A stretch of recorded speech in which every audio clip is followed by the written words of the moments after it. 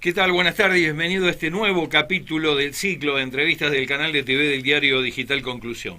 Bueno, si de temas se trata y de región centro también, pero cómo no preocuparnos.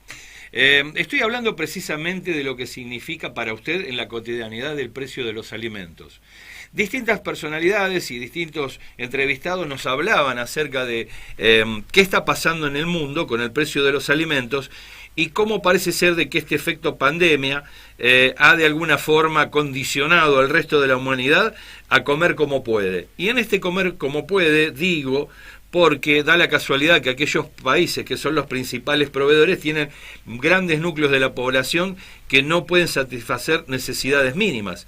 En este sentido también hay que preguntarse qué es lo que pasa y por qué parece ser que la famosa División Internacional del Trabajo del siglo XIX, allá por mediados, vamos a decir, 1850 en adelante, parece ser que ha llegado a distintas latitudes del mundo y se ha quedado. A veces uno cree que es para siempre, pero se pregunta por qué, cuál es el motivo por lo cual somos países completamente dependientes, digo, en el caso de Argentina, una colonia financiera y una factoría productiva. La pregunta está en por qué toda esta situación sigue in eternum y parece ser que invariablemente nunca damos en la tecla como para empezar a generar aquellas herramientas o recuperar aquellas herramientas que se han entregado para definir los destinos nacionales. En este sentido, entre los grandes temas nacionales, decía en un comienzo, tenemos el tema que hoy por hoy se está discutiendo, que ha entrado en una zona de stand-by, es decir, una transición, una espera. Esto tiene que ver con la hidrovía, los negocios de la hidrovía, los negocios de las exportadoras, las carencias de la Argentina, la ausencia pareciera ser del Estado en su intención de controlar minuciosamente de qué se trata, y también la gran pregunta es ¿hasta cuándo se va a extender esta situación colonial en la Argentina? Que en algunos casos, incluso con algunos entrevistados, dice, fíjate, si esto no es una colonia, podés mirar el Poder Judicial. Se dice públicamente, y lo bueno es que se pueda decir, porque estamos acostumbrados a que no nos digan qué nos pasa. Bien, vamos advirtiendo esto en este ciclo. Y para poder profundizar sobre este tema, vamos a estar hablando con Sergio Arelovich, especialista en temas que tienen que ver con la hidrovía, con granos. Él es profesor de la UNR, de teoría económica, profesor titular de teoría económica. Así que, Sergio, con esta breve presentación te damos la bienvenida. ¿Cómo estás? Hola Aldo, gracias por la invitación. Por favor, gracias a vos por atendernos y por compartir este espacio en nuestro diario. Es muy importante tu opinión para nosotros y queríamos, adentrarnos un poquito minuciosamente y retomar aquella charla que tuvimos en diciembre del año pasado, en la cual, aparecía uno de los grandes dramas de la República Argentina. Estaba el minero, estaba el energético petrolero gasífero y está este tema que tiene que ver con los cereales. ¿Cómo estamos hoy después de todo lo que se vio?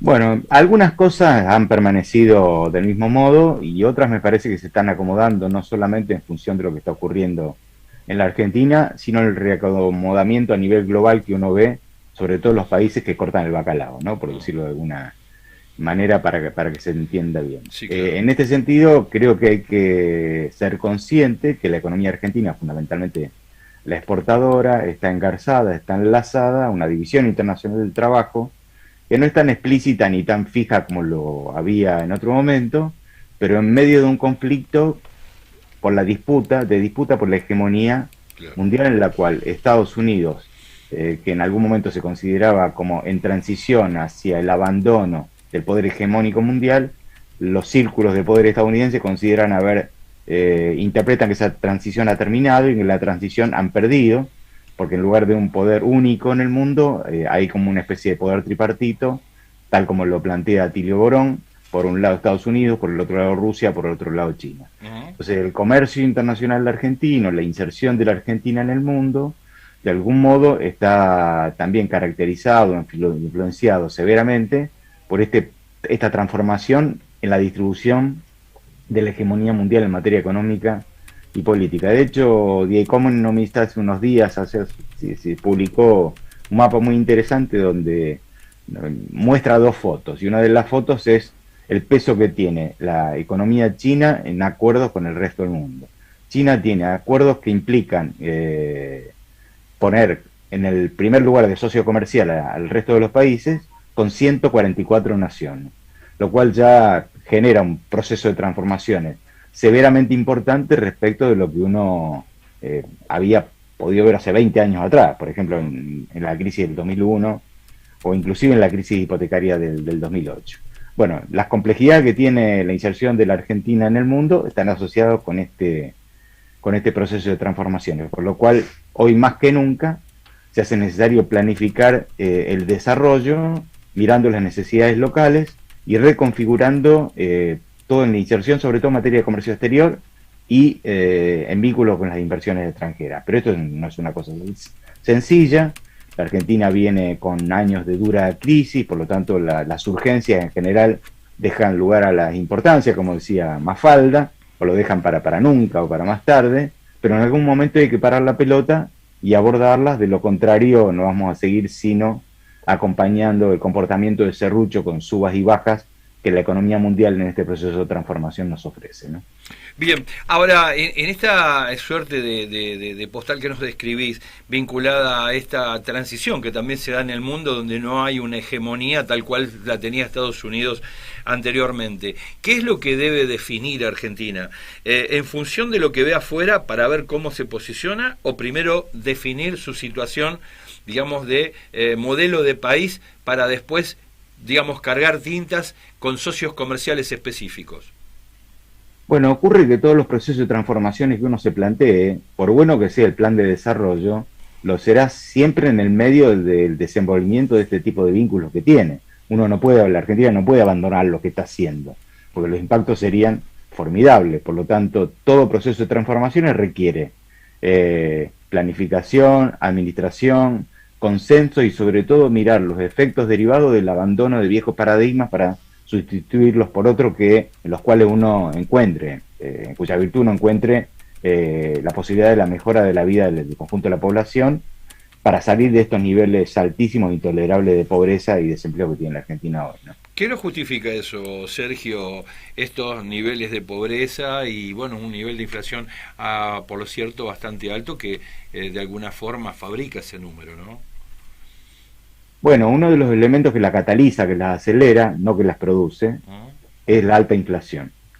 Ahora, ¿qué es lo que produce las desigualdades? Las desigualdades, digamos, tienen dos dimensiones. Por un lado están las desigualdades de ingresos y por el otro lado las desigualdades en las tenencias de activos. Una cosa está asociada a la otra, pero a su vez requiere una mirada independiente. Vimos la discusión y las oposiciones que hubo cuando el gobierno nacional planteó la iniciativa de cobrarles impuestos a los más ricos entre los ricos, y este impuesto que prácticamente hizo posible el financiamiento en cerca de 300.000 millones de pesos, el conjunto de necesidades de urgencia que planteó la pandemia. Y esto lo que muestra es una larga historia, porque no es una cosa de ayer, ni de anteayer, ni del gobierno de Macri, es una acumulación derivada de muchos años de insuficiencia regulatoria y sobre todo insuficiencia de políticas públicas orientadas por lo menos a la atenuación de la construcción de las desigualdades. Reitero, en las dos dimensiones: desigualdades en los ingresos y desigualdades en las tenencias. Y esto se ve no solamente en la vida cotidiana, sino que se ve en la propia información que produce, construye, distribuye y se supone que la utiliza como herramienta de análisis para la planificación del propio Estado. Yo siempre menciono, por ejemplo, lo que devuelven las estadísticas tributarias, que son un anuario que AFIP publica desde el año 1998 en forma digital. En septiembre se va a publicar, o a finales de agosto se va a publicar el del año pasado. Y si uno, por ejemplo, hace el recorte desde el punto de vista empresario, no desde el punto de vista de lo que no es empresa, desde el punto de vista empresario, en cómo se distribuyen las ventas, cuál es la concentración económica, bueno, te lo voy a tirar en grandes líneas. Si yo tomo no una foto, sino una filmación desde el 98 hasta el 2000, hasta el 2020, hasta el 2020, ¿qué es lo que encuentro? Encuentro que el 1% de las empresas en la Argentina, el 1% de las empresas que más facturan el 67% de todo lo que se factura, en el mercado interior o en el mercado exterior, el 1%. ese 1% son alrededor de 10.000 empresas, la mayoría de las cuales son extranjeras. Ahora, si miro de ese 1%, cuánto incide en sus ventas en el comercio exterior, ese 1% explica aproximadamente el 94% de todo lo que se exporta. Por lo tanto, el 99% del resto de las empresas viven y deben su subsistencia ni más ni menos que a la suerte que tenga el mercado interno. Como el mercado interno se ha visto golpeado regularmente por diversos motivos, por la caída del poder de compra de los salarios, las jubilaciones, las pensiones, las asignaciones, por la caída de la actividad económica, por la fuga de divisas, etcétera, es inevitable que el impacto de la crisis no solo pegue sobre las personas que tienen ingresos fijos, sino que también pegue sobre toda la estructura y el aparato industrial, comercial, fundamentalmente pyme o megra, digamos, medianas grandes, como consecuencia de este proceso de concentración económica, en donde los ganadores son un puñado muy chico, tal como yo te lo planteaba. 1 millón de empresas en la Argentina, más o menos inscritas en AFIP, de las cuales el 1% explica el 67% de todas las ventas. Y esto no ocurrió de la noche a la mañana, esto ocurrió fundamentalmente como consecuencia de las transformaciones ocurridas desde mitad de los años 70, desde la dictadura del 76 en adelante, no corregidas ni abordadas por la democracia que supimos conseguir. En todo caso, las mejores experiencias que hubo desde el 83, del 84 en adelante, fueron el intento de atenuación de la creación de nuevas desigualdades, pero no la destrucción o la deconstrucción del fenómeno de desigualación que arrancó con el año 76, con la dictadura del 76, fundamentalmente desde el 77 con la reforma financiera, que dicho sea de paso, la reforma financiera fue posible, entre otras, por la creación de una norma, un bando militar al que le seguimos llamando Ley 21526, que sigue vigente y es la norma que rige el funcionamiento de la actividad financiera en Argentina. O sea, no se erradicaron las causas, sino que se atenuaron las consecuencias.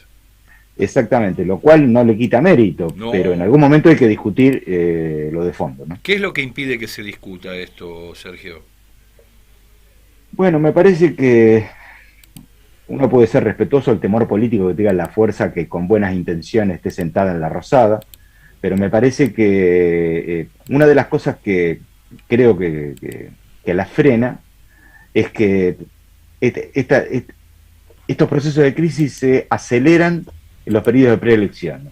Por lo tanto, uno no puede esperar que el gobierno nacional, suponete el gobierno de Alberto Fernández, no va a tomar una medida que construya la posibilidad de que la oposición avance sobre la población, sobre todo de la mano del enorme poder que tiene el poder de comunicaciones en la Argentina, y por lo tanto desarticule esta intención de no solamente de atenuar las desigualdades, sino de abordar los factores que la crean, la multiplican y la amplifican. Claro. Pero en algún momento hay que discutirlo, y en algún momento hay que discutirlo y pelearse. No te podés no podés quedar bien con todo el mundo en una situación en la cual la fuga de trabajo argentino bajo la forma de formación de activos externos tiene o adquirido el tamaño que adquirió. Nosotros en la Argentina se estima que hay aproximadamente fuera del sistema financiero en moneda extranjera el equivalente a un Producto Bruto Interno, lo cual es una locura.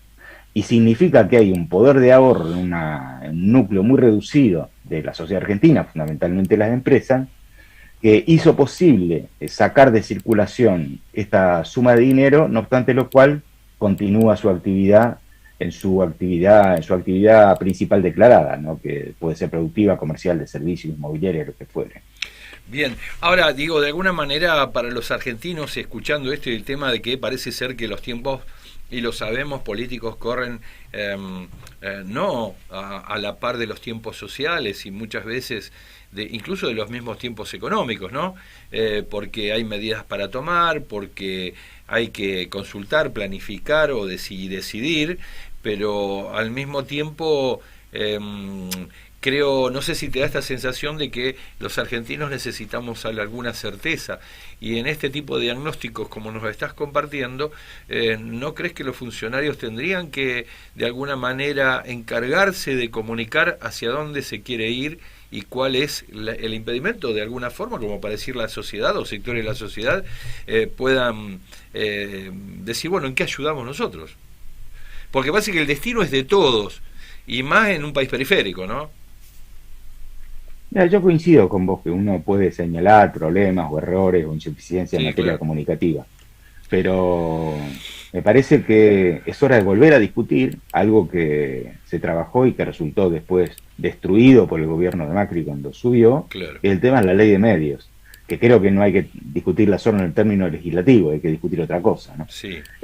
Porque me parece que el poder concentrado que hay de los medios de comunicación, si bien no generan ni producen la realidad, son un factor que impide el avance en la discusión de cuestiones que yo considero deben ser relevantes, debieran ser relevantes en la agenda pública y sin Sí. embargo no ocupan el lugar que ocupan por la, por, bueno, por el peso que tiene todo este poder concentrado. Y no es un caso, no es una cosa de la Argentina, está claro que hay un proceso mundial de esto, ¿no? Sí, claro.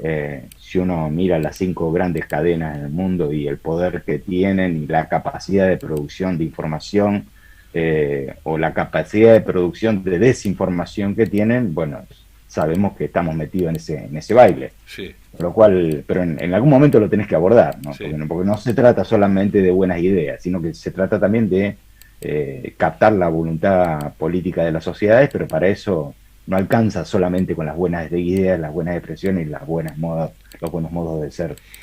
Claro, porque me da sí, me da la sensación de que como esto como que te adormece, ¿no? Te aletarga, porque se dice muchas veces de que un proceso de asistencia social del gobierno hacia sectores que no tienen trabajo a través de un programa o un plan quita la cultura del trabajo. Y el hecho de que las cosas no aparezcan claras en los diagnósticos de la política hace de que a los argentinos que no estamos perfectamente bien parados en el mundo, se nos adormezca la capacidad de lucha. O sea por un caso o por el otro, uno parece ser de que va de alguna forma anestesiado caminando y transitando la realidad. Cuando en realidad puede ser que haya sorpresas más adelante y uno diga, bueno, pero para, ¿dónde estábamos al final? De allí que atento a esta historia del pueblo argentino en su voluntad por decidir su propio destino, uno le gustaría que esto esté y en este estar digo que algunas cosas estén más presentes, como por ejemplo el caso Vicentín. ¿Qué está pasando con Vicentín? Bueno, esto está entrando en una etapa que yo consideraría ya la última etapa del concurso. Sí, En los primeros días de septiembre vencía el plazo para que la empresa formule la propuesta de pago al conjunto de los acreedores que entraron en la deuda concursal. Sin embargo, hizo un pedido al tribunal para que se lo extienda al 31 de marzo. sí. En lo aparente, y tal como vienen las cosas, el tribunal efectivamente lo va a conceder. Quiere decir que el 31 de marzo sería la última fecha para que la empresa proponga a los acreedores cómo le va a pagar la deuda que dejó de pagarles el 8 de febrero o el 9 de febrero Sí, claro. del 2020 cuando se presentó para la apertura del concurso. Digo el 10 de febrero, el 10 de febrero fue el lunes. Eh, bueno, por un lado la sindicatura hizo recomendaciones de si aceptaba o no aceptaba los reclamos de los acreedores, en qué monto, con qué condiciones, con qué ajustes, en qué moneda, etcétera. Y lo que es visible, lo que es probable, es que si todo continúa de acuerdo a lo que recomendó la sindicatura y admitió el tribunal, lo que va a haber es un proceso de licuación muy importante de la deuda en moneda local. Ah, Y los principales afectados por esta licuación van a ser ni más ni menos que los que depositaron su confianza claro. en la empresa, otorgándole y llevándole sus granos. Me refiero a los acreedores granarios Sí, y a claro. todas las entidades que participan de esto, porque también hay cooperativas, y acopiadores, hay corredores, etcétera. Esa es la perspectiva. Esa es la perspectiva. Después, la cuestión está en que, bueno, habrás escuchado que hay 3 compañías que están interesadas en quedarse con la empresa, que Sí. son la Asociación Cooperativa Argentina, Oleaginosa Moreno, que ahora se llama Viterra Sociedad Anónima Argentina, Ujú. porque la casa matriz cambió de nombre y ya no es Glencore sino Viterra, y Molino Agro, que es del grupo Pérez Compán. Ujú. Las 3 están interesadas en quedarse con el 90% del capital accionario, pero lo harían poniendo dinero tal que los actuales accionistas se queden con lo que con lo que tienen, y eso que tienen quedaría en el 10%, con lo cual la pregunta es ¿cuánta plata significaría ese 90%? Claro. Uno puede hacer especulaciones de todo tipo, pero la pregunta del millón no es esa, sino la pregunta del millón es ¿por qué compraría una empresa en esta situación, siendo que, tal como tiene los números la empresa, no está en condiciones de atender el pasivo concursal en el tamaño nominal que tiene. Esto es hoy más o menos 1.400 millones de dólares. Por lo tanto, esta es una incógnita que se abre. Tampoco queda muy claro cuál es el plan de las tres empresas. Sí hay que decir que las tres empresas son los clientes más grandes de Vicentín, porque utilizan a Vicentín para que ésta le provea el servicio fundamentalmente de molienda, de almacenaje, de estiva, de carga, descarga, etcétera, de elevación, y por lo tanto dejarían de ser los principales clientes y pasarían a ser los beneficiarios siendo accionistas de este servicio que le provee la empresa. Porque también hay que señalar que la capacidad de producción de molienda que tiene Vicentín no es una capacidad menor en todo el arco del complejo leginoso, aproximadamente un 18% de lo que tiene todo el complejo leginoso. Con lo cual, toda tendencia al uso de la plena capacidad instalada del complejo hace que no se pueda prescindir de lo que tiene Vicentín. La pregunta es, ¿y cómo sería incorporado? ¿Sería incorporado un esquema similar a lo que tenía antes, es decir, como originadora, como compradora de grano, etcétera, o se reduciría a lo que está haciendo en la etapa del concurso, que es proveer de servicios en condiciones de fasón, proveer los servicios y cobrar por eso una tarifa? Pero con eso puede funcionar perfectamente para atender, inclusive conservarlo algo más de 1.200 puestos de trabajo que tiene, pero esto no permitiría atender el pago del pasivo concursal, para lo cual hace falta plata. Entonces la pregunta es, ¿quién la pondría? ¿Cómo la pondría? ¿Con qué condiciones? Y sobre todo, ¿qué quita debiera hacerle a los acreedores para que esto sea viable y sostenible en el tiempo, ¿no?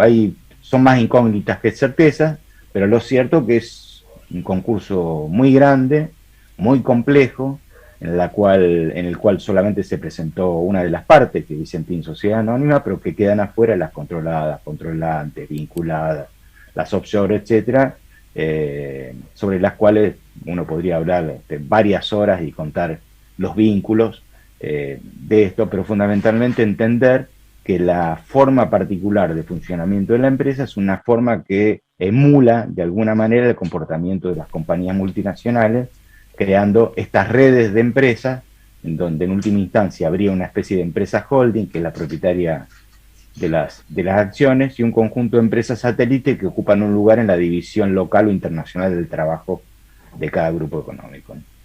Bien, ahora recuerdo la charla de diciembre, y bueno, muchas veces uno lee, reflejado en los titulares de los diarios, de que, las personas... se esperanzan, dicen, bueno, parece ser que entramos en bonanza económica, pero cuando se liquidan divisas, recuerdo, por eso retomo el tema de la charla, o sea, más se vende, parece ser de que el problema se agiganta para Argentina. Independientemente que uno se pueda hacer de esos dólares y sean destinados al pago de deuda, el tema está en que, de acuerdo al tipo de compromiso o acuerdo, obligación que haya tomado, se destinarán X cantidad de dinero orientado hacia allí. Pero también teníamos un problema respecto de lo que significan las importaciones. O sea, más producimos aquí por depender de insumos extranjeros, también tenemos que tener los dólares para comprar. Y eso fue algo que me preocupó muchísimo, porque da la sensación como que si esto continúa en estos términos, pareciera ser de que nunca vamos a salir. Bueno, y en función de eso yo te plantearía lo siguiente. Dale. Existe una evidente dolarización de la economía argentina. Claro. No solamente en las empresas, en las grandes, sino en las medianas, en las pequeñas, en las familias, etcétera. La excusa en épocas de alta inflación o de mediana inflación, como ocurrió en la Argentina, es que la dolarización tiene que ver con la necesidad de proteger los ahorros, con lo cual está hablando que tiene algún excedente, porque lo contrario no podría hacerlo, con la necesidad de proteger los ahorros, porque la inflación se come la moneda local y por lo tanto la moneda fuerte te garantizaría esto. Punto. ¿Qué pasó en los años de la llamada convertibilidad? Bueno, la inflación fue cercana a cero. Sin embargo, la dolarización no solo no dejó de existir, sino que fue uno de los procesos más intensos de fuga de capitales. Entonces, si uno analiza que tuviste largos años con inflación cercana a cero y hubo fuga de capitales, formación de activos externos, y épocas de mediana inflación o de alta inflación con el mismo fenómeno, la pregunta es cómo hacer para desdolarizar la economía argentina. Sí, claro. Yo no voy a dar una receta acá, pero me parece que es un objetivo de política económica y me parece que hay 5 o 6 puntos nodales que hay que tocar y que hay que pensar para esto. De lo contrario, siempre vamos a estar atados a que todo ingreso de divisas sea ingreso que permite la formación de activos externos, por lo tanto te destruye toda posibilidad de sustentabilidad desde el punto de vista macroeconómico y te impide inclusive atender estas cosas que vos planteás. Del financiamiento de las importaciones hasta de la propia financiación de los gastos de turismo, que son también en épocas relativamente normales, no en la época de pandemia, un número importante a atender. Bien. O sea, por eso te digo, desdolarizar para mí es un elemento de primera necesidad porque además está fuertemente vinculada con los procesos inflacionarios. No es lo único que la explica, pero es un factor muy importante para esto. O sea que si no desdolarizamos, no terminamos con la inflación.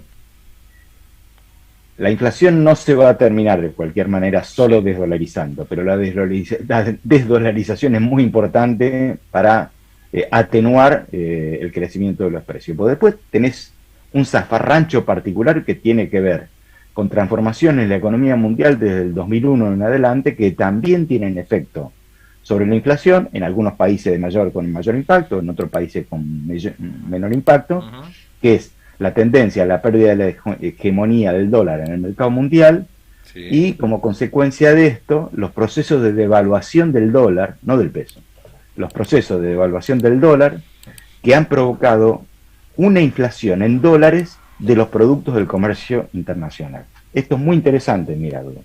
Y no te vayas tan atrás. Por ejemplo, si yo miro desde el 2015, de diciembre del 2015 en adelante, y miro las commodities, en la página del Banco Central hay varios cuadritos sobre esto que se pueden consultar. Bueno, el crecimiento en dólares de los precios en el mercado internacional son alucinantes.